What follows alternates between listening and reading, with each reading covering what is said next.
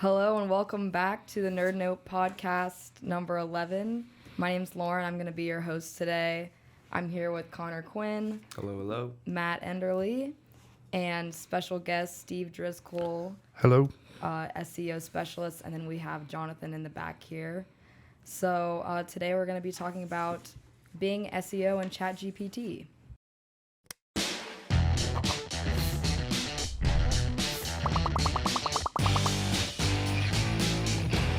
So we know that ChatGPT is a big talk right now in marketing, in IT, and in the news. Microsoft just invested $10 billion in the AI software.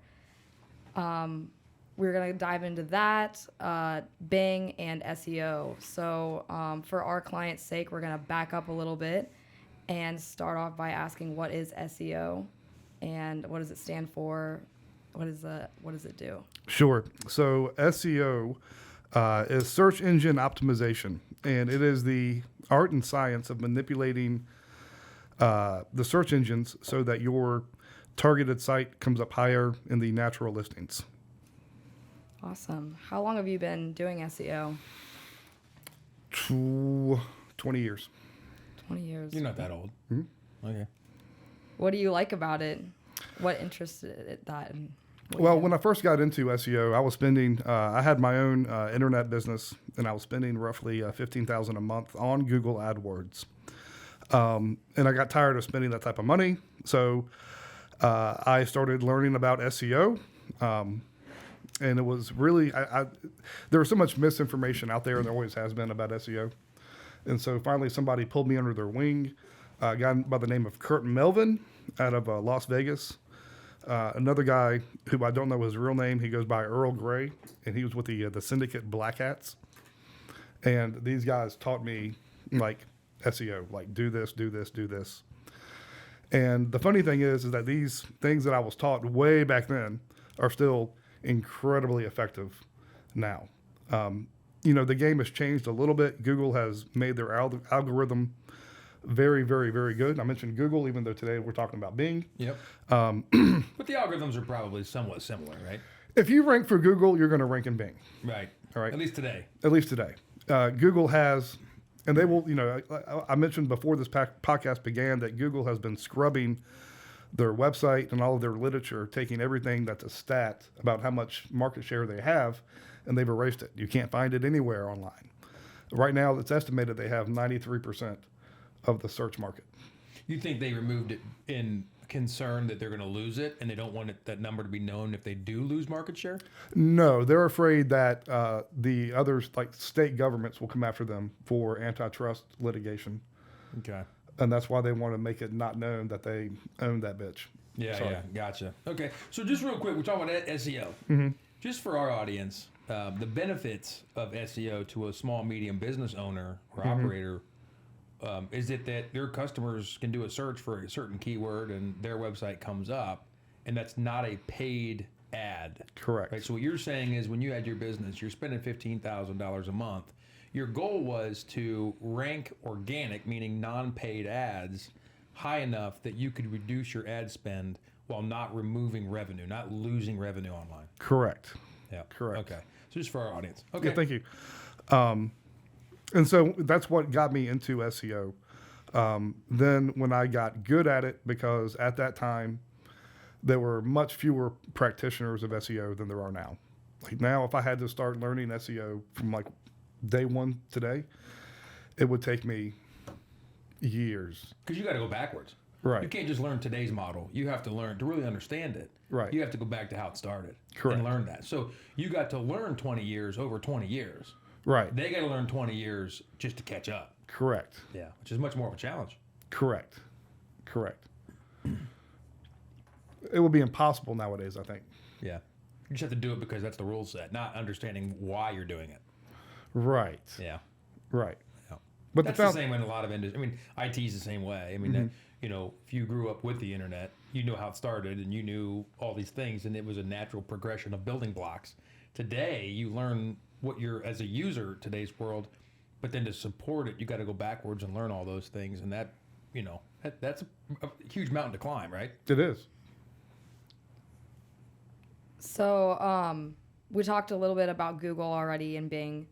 What is the difference between the two from an SEO perspective? Like, are the audiences different? Yes, much so. The Bing audience are typically older. There are people that they're Windows users, for example. They have the is it Edge or whatever Microsoft calls their Yeah. The new browser. I mean, it's not new, but it does run on Chromium, and I would be interested to see the adoption rate or market share month over month for Edge, especially recently since they killed Internet Explorer. I wouldn't know. Yeah. I haven't used a Microsoft product in goodness gracious, Oh wow. 10 years. Yeah. And I don't think there's an Edge browser for Mac. That might be a hole. Why would they do that? Why would they do that? Yeah, I know. There probably Yeah, but isn't. why would Apple open AirPlay and why? You know what I mean? Like, Right. why would any system open it up? Right. I think that would be interesting to know. True, but with ChatGPT and I guess kind of bringing the conversation back to that, it's very interesting because it did scare Google a lot when they first introduced ChatGPT. Google tried their own with Bard. They brought out Bard, which was their ChatGPT thing. It failed miserably. Didn't it fail like in a live demo? Like that day, horrible. Yeah, I think the next day I bought some Google stock because I knew it'd rebound. When was this? A couple weeks ago. Yeah. Maybe 3 or 4 weeks ago. They went to like a code red or something they called it, where they shifted all R&D over to their ChatGPT competitor. And what'd you call it? Bard. So they moved, and then they hurry up and did like their CEO did like a Google Hangout or something, and I didn't see it. I heard about it. Did not go well. It did not go well. When you rush through a product. Right. So how long has ChatGPT even been around? Because I think I only heard about it like maybe 6 to 8 weeks ago. Maybe. Elon Musk and the posse were original investors in OpenAI. Mm-hmm. I'm going to say going back 6 years ago, they've been working on this. Wow. They bought Elon out. Elon is no longer part of the organization. Like recently? Oh, that was about a year ago. Okay. And so OpenAI is a private company right now. They had zero revenue right now. I want to say they have roughly 200 million in revenue just from the past couple months. Just from people going and signing up for the $20 a month. To get the AI or to get the API? No, that's just to use the ChatGPT. I don't know. It was a paid service. They have a paid service, yes. Okay, so it's different. So you get like a priority or something? It just works all the time. You don't have to wait for it. It has, and with the new features, I think they opened up more features to the paying customers than they did everybody else. There is an API, I think, that if they don't have access to it now, it will be open. Yeah. Probably for around $200,000 a month, I'm guessing. Maybe based on the volume too. Could be. I mean, we'll see how they come up with. Do you think it'll eventually all be paid for, like a paid service? To a degree. I mean, you're always going to have your freebies to lure people in. Right. As far as a search engine, like the difference between Google and ChatGPT is, all right, so think about this. Facebook makes $2.26 per user per year, okay?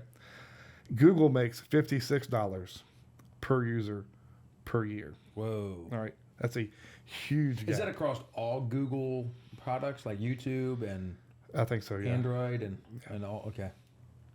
So It's just total users divided by total revenue, Right. or revenue divided by users. But yeah, okay. So as it evolves, do you think it could have evolved to have more services potentially? Oh yeah, definitely. I mean, like what you could do with ChatGPT, like once you figured out all the different ways that you can use it, right? It could replace a certain amount of search right off the bat, right? Do you think it will? And here's why. I mean, when you look at Google search, right? I run a Google search all the time, all day. Most people do, right? I want a listing of websites of other people's websites. The difference with ChatGPT, It gives you an answer. It gives me an answer, and it may be pulling all that from those same websites. But there comes a point when I actually want to go through that. Now, some questions are truly questions. I just want an answer. Like I have Google Hubs here at the office, and at home, and sometimes I just want to know what the weather's going to be or X or Sure. Y. So some questions are in a format that I just want an answer, and sometimes I want to actually do my own research with other people that's not necessarily, so I mean, for me, like with this, I think what we're getting into is, with Microsoft's investment into ChatGPT, and they're doing revamping of Bing, big, huge rollout, a $10 billion investment. Are they trying, are they trying to bring Bing back up to compete against Google? Oh, And yeah. If so, is that really what the user wants? That's a great question.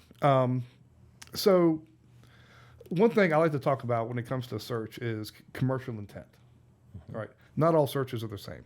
All right. If I'm doing a research for a paper, ChatGPT is my go-to because Right. I want, give me an answer, give me sources. Or just want the paper written? Or yeah, maybe. Right. But give me answers, give me citations, Yeah. and give me facts. Okay. There is zero commercial intent in these types of searches. Okay. Right. Intent to buy something. Intent to buy something. Yes. Yeah. If I'm looking for a roofer, who's the best roofer in town? There's no way that ChatGPT can answer that question honestly. How do you determine the best roofer? Right. Who's the nearest roofer? Does it really matter who the nearest roofer is? I mean, Yeah. they come to you. Yeah. Right. So with Google, people trust Google. Not saying they should trust Google, but people trust Google. You're saying they True. trust Google, the company, or they trust Google search? They trust The Google results. search. Google results. search. Yeah, I because if you agree. search for something, it really is pretty good. Yeah. I mean, Yeah. it gets you what you want. Yeah. And as much as Google is frustrating to work with, their focus has always been on the giving quality to the end user, and that has been their first responsibility, and they've always taken that very seriously. All right. So as an advertiser with Google, I've certainly had my frustrations. As an SEO person dealing with Google, I've had my frustrations. But as a user of Google, I've always been very pleasantly surprised with how Right. good the results are. Yeah. All right. And so it's not broke, don't fix it. So for people to move from going to Google as their default search to Bing, I think some of this podcast is Bing going to get more of the search volume than they've had historically, even though it may be less than 20%, let's just say.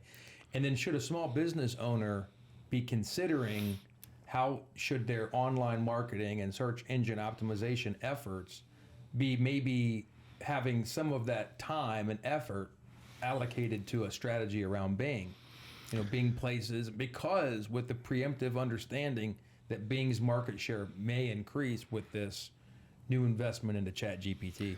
Sure. But bear in mind, let's look at that, right? So let's say that Bing takes 10% market share from Google. So they go from having 6% to having 16% market share. Okay. What percentage of that market share has commercial intent behind it? Yeah. Yeah, and that would be, you have to chop up into micro segments of demographic too, right? Right. So a young person may be searching for something that has no intent to buy, but an older person that the product has more value to has more intent to buy. So now you got a demographic based question. But I also think, on the IT side, the Microsoft hardware line, the actual Surface, right? The Surface Studio, the laptops, they're really good products. And we recommend them to clients all the time. And so with that, you're going to get Windows 11. You're going to get Edge browser as the default. And you're going to get, actually Bing as the default search engine. So now the question is, and then with all the hype around ChatGPT, will people test it? And when they test it, will they stay? Yes and yes. However, if they want to find a pizza place down the street, Yeah. they're going to go to Google. Yeah. All right. And now we're getting into the GMB, the Google My Business, compared to Bing Places. Right. And that's some of what we're doing for our clients here is, getting them positioned in Bing Places, so that if it does take off, maybe they have a little bit of a leg up. Even if it's, if you look at it like, say, okay, so globally Google will have, let's just use numbers. They'll have 84% and Bing would have 16. But if that 16 is less competitive and you can show up on page 1 of the 16 of the searches. So you're on page 1 of 16% of the searches for your keyword, let's just say. Maybe that's better as a strategy for a small, medium business Sure. than trying to compete in the world of Google that's very competitive because everyone's there, everyone's chasing that 86%. Right. Or if you could, like on the paid side, what you can do with on Bing, you can buy keywords for a fraction of what they go for on Google. Yeah. Right. Right. Well, and the other thing to that is Microsoft, who owns Bing, also owns LinkedIn, who Yes. has a very good ad platform for the right demographic, with the right intent. So I wonder if Bing ads will link in with LinkedIn the way that Google their display ads link in with their ecosystem, the YouTube ads, the Android, the Gmail. I wonder if it will, if that'll be an extension. It could be. And they may also, because, right now, like looked at LinkedIn. LinkedIn is okay for companies. It's great for people who are promoting themselves. Yeah. Right. So what if it changed just a little bit and said, we want to have more of a SMB focus. So we want you to have a paid account on LinkedIn for your roofing company. We want to have all of your professional roofers have their profiles, filled out with pictures and everything. Okay. And when somebody searches for a roofer in Columbus, Ohio, we're going to make sure that you come up near the top or at the top for a fee or whatever else. Yeah. In a Bing search. Wow. All right. So we're not going to charge you for that Bing placement. We're going to charge you for the LinkedIn placement at $8.99 per month to have your company represented. But we're going to make sure that you show up in Bing results. Yeah, yeah. So using the user base of LinkedIn to draw their Bing ads up. Correct. Yeah, the other way around, what I was talking about. Like, Yeah. from a search, but if they're already on LinkedIn, the user base is already there. And they have some pretty proprietary information in LinkedIn compared to, the other social media platforms, right? So you don't put your job title generally on other social media. Right. But on LinkedIn, it's very customary that you do. So they're going to have more data to run different kinds of ads to target different people based on position. Yeah. I'm sorry. Sorry, I was gonna say back to what you were saying about paying for keywords on Bing being like significantly less than Google. I was gonna ask just about your keyword tracking strategies. Like, do you use ChatGPT for keyword research and things like that? I have attempted to use ChatGPT for keyword research. Or like any tools that you've used for keyword research? SEMrush, I think everyone knows about SEMrush is a great tool. I kind of come up with keywords. I hate to use the word organically, but just, learning about a company and talking to the business owner, you can really tell, how you should structure their keywords. I recently had a client they make filters, make air filters. And I'm like, okay, air filters, not a problem. HEPA filters, yada, yada, yada, model numbers. He was like, no. We want to make custom filters. We want to Who's make the buyer in that world? John Deere. Okay, manufacturers. Yeah. He says, we want the John Deeres of the world to call us and say, we need a filter that does this, that fits this, that's made out of this. Yeah. I said, okay. All right. So the keywords are custom blah, blah, blah filter. Customized blah, blah, blah, blah, blah filter for medical use. Right? Very, very, very specific. Which there's no way, by looking at his website or what other information was out there about this company, there's no way to actually piece these things together. Right? Right. ChatGPT for negative keywords, you can say, give me an example of great negative keywords for this. And they're not going to give you a list of keywords. They're going to say, these are the things you should avoid. People looking for free But it's stuff. not data driven. Right. It's not. It's just AI driven, but it's not like, okay, we can see that the cost per click for this keyword, including these negative keywords, are more expensive. So you should. It's not advice. I think what Steve's saying. You've got a background in doing sales as well, correct? Yes. And how does that impact your ability to pick your keywords from your own experience? I think it helps a lot because I can try to look at things from a consumer point of view. If I wanted to find this thing, what would I search? Right. You're thinking about it from a purchase path Right. and who's the buyer, and what would you really start getting into their shoes and determine what path, and you might have multiple buyers. So what's the purchase path of each one of the buyers? John Deere in that case. Right. Who's the buyer? It's not the CEO probably. It's probably a buyer. So now we got to go figure out what are they looking for? What problem are they trying to solve so that maybe they phrase their keyword that way. Correct. So you have to really kind of dissect the purchase path, Right. and really having the ability to sell and break down the sales cycle, I think, is really impactful. So here's the juxtaposition of that, right? So SEO and pay-per-click. Pay-per-click is a laser beam. You want to focus on that laser keyword. You don't care about just getting clicks. Yeah. Right. Okay, you care about getting the right click because you're paying for each of these clicks, right? SEO is a shotgun. You want as many keywords, as much content. You don't care about relevancy as much as you care about traffic. So for our audience, small business owners, that's who's watching this. What should they be doing now in preparation? Not how to use ChatGPT as a tool, but necessarily what do they need to do? From an online marketing, I sell this. How am I gonna? I've been selling these online. I've been doing pretty well with it. My company's making $60,000 a month off of Google with this. Do I need to do anything? I heard Microsoft, aka Bing, just bought ChatGPT. Is this a concern now, or do I wait until this becomes maybe too late to the game? Right? I mean, think about 20 years ago in SEO. Could you get a site to page one? Yeah. Is it harder now? Yeah. So what should people be doing now? Yeah. Because they maybe can get in early. Yeah. Bing's been around, but In preparation in case Bing it were to Yeah. gain more market if, share. if Bing takes 16%, I think Google's in trouble. But here's the thing. As I was saying, Google's motto is the second mouse gets the cheese. Google does not innovate. Google steals. Right. Their search engine, their little Well, so pay-per-click. does Microsoft. Right. Well, all right. Remember Yahoo? That used to be the bomb, right? Yeah. Google Web crawler. Google did everything that Yahoo did, just better.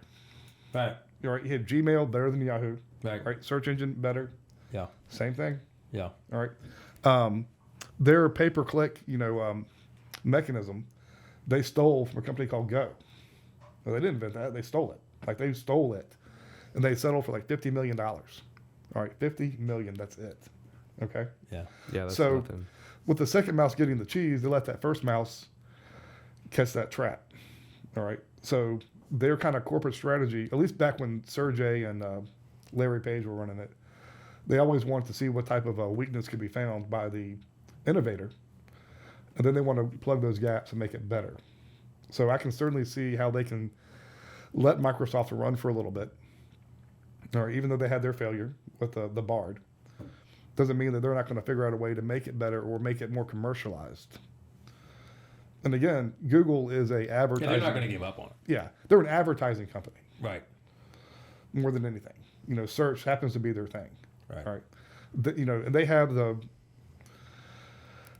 I want to say the smartest minds on earth. They have some of the smartest minds on earth that I'm sure can come up with a way to monetize the AI where Microsoft can't. Yeah. Microsoft they're showing a lot of But how do you think they're going to do that with ads? Right. So let's take the format of ChatGPT, and hopefully our visitors, our audience here, has all done at least one ChatGPT search to kind of be familiar with how the output is. You think about it, they're going to just come back with, hey, write me a research paper, and in the middle of it's going to be an ad. again, no. But that search has no commercial intent, so you're not hurting Google. Well, until they use that as retargeting. So Steve did a search for something on a Corvette. Now let's use that data to retarget him with the dealerships for Corvettes. That's brilliant.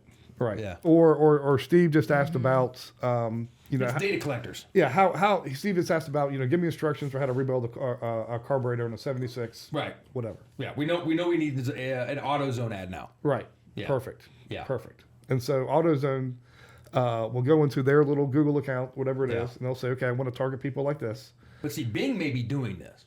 If you go into ChatGPT, what if they're getting all that big data? Because you remember, the claim to ChatGPT is the more searches, the better it gets. The idea is it's going to build this library.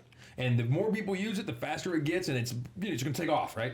So now we got all this data, right, by cookies, and now what are they going to do with all that data? And maybe Bing has the ability now, like you come on, advertise with us at Bing, you're going to get access to all the ChatGPT data that everybody's doing, and we can retarget those ads. Sure. That's true. And don't forget that Facebook and Microsoft have a relationship. Yeah. All right. Like Facebook owns 1%. Well, sorry, Apple and Microsoft. Microsoft had a connect. I mean, at one point, Apple needed bailed out, and Gates gave them the money to bail out so they could still hang out, right? Right. So I mean, yeah, they all could keep each other afloat. Well, no, what I mean by this is that Microsoft actually owns a percentage of Facebook. Yeah. Right. And they're also tied with a Planeteer, which is Peter Thiel's Yeah. deal. All right. So imagine if Facebook had access to ChatGPT data. Right. Right. We already know what to talk about with all your friends. We already know what Yeah. websites you go to. All right. Right. Now we know what you're searching for. And now your shadow profile is getting a little more complete. Right. Right. So now that $2.26 that Facebook makes, let's say it goes to $10. Right. All right. It's like cuts that margin between. It's what just Google interesting makes. to me because like we all watched the last couple of years the C-SPAN where data privacy, social media, and now all of a sudden, well, instead of them admitting anything, it's getting bigger. Right. So like, yeah, we hear you, but you didn't ask us qualified questions, so we were able to bob and weave, and we're going back with nothing, and slap on the wrist, and we're going to go for more. Correct. Yeah. Well, I think Eric Schmidt said 10 years ago that you should have no expectation of privacy in the future, right? Yeah. That's true. He also said 15 years ago that within 5 years, search would be irrelevant. Like, how would search ever be irrelevant, right? And so now with ChatGPT, you can kind of you can start to see how search can be made irrelevant, Yeah. right? Yeah. Well, I could talk on this for hours. I got to tell you, I got, and maybe this is on another podcast, I got one of those Quests, like the whole VR headset, and how is ChatGPT going to integrate with the headsets and virtual reality? I mean, instead of like Connor being here, we might be in a VR Yeah. world, Yeah. and he is ChatGPT, and now Yeah, he's in the podcast. We've invited ChatGPT to our VR world, right? That would be crazy. But I mean, We weren't supposed to or tell him. You're hanging out at a party and everyone's got VR on and it's a virtual party and someone in the room is your fact checker and it's called Mr. ChatGPT and he's just hanging out in the corner and it's like, actually, Matt, no, I was wrong. I mean, I don't know. We can do a whole podcast on that. I don't want to blow this Yeah. up because we're way Yeah. over time. But When he first said Quest to show my age, I thought you meant Nissan Quest. When he said, Yeah. I got a Quest. yeah. I thought, Well, it's the VR. It's the metaverse, right? not the minivan. The yeah. metaverse, Yeah. dude, I was gonna tell you, I fought the VR. It wasn't my thing. I'm not a gamer. And then finally, I saw someone. I was like, I'm gonna get one. So I got one. And then the other day, there was an NBA game on there, and it was on League Pass. And I jump in, and there's bleachers, people talking, and you walk around, and you can do a dunk contest. And you just walk around, and then like I can see you two, your avatars, and I can see like here's the volume, so I can see you're conversing. The closer I walk up to you, the more the conversation's in my ears. I just walk up and start having a small talk conversation. I can back out and go to the next one. Meanwhile, we're all watching the game on a big screen, a live game. So you can watch you have your glasses on. Yeah. The game is on inside your glasses. Right. You're in this world. Right. There are other people around you. Yeah. You can see them. Yeah. You're at a party, man. You're at an NBA game party. Wow. Yeah. And it's all anonymous, right? Because it's an avatar and they're just a profile name over top of them. So you don't know who it is. You know where they are. Huh.